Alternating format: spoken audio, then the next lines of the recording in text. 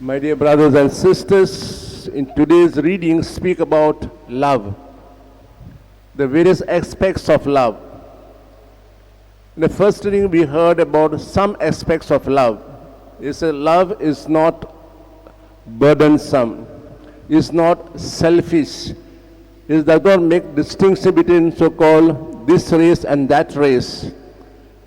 It accepts people as they are, with all their strengths, with all their weaknesses, with all their backgrounds.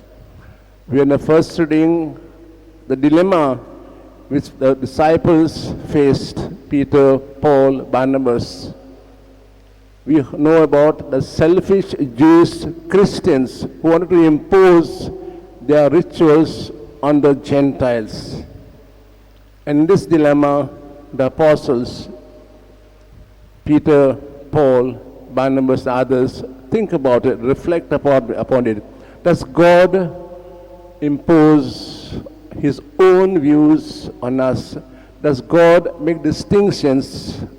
Does God not accept us as we are?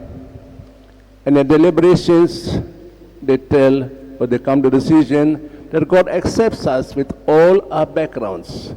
And therefore, no so-called binding should be played on the Gentiles who have now become Christians. We accept them as their background.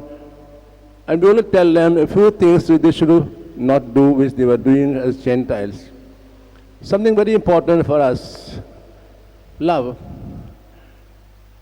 All of us have grown in love. All of us, there are so many people who are married here.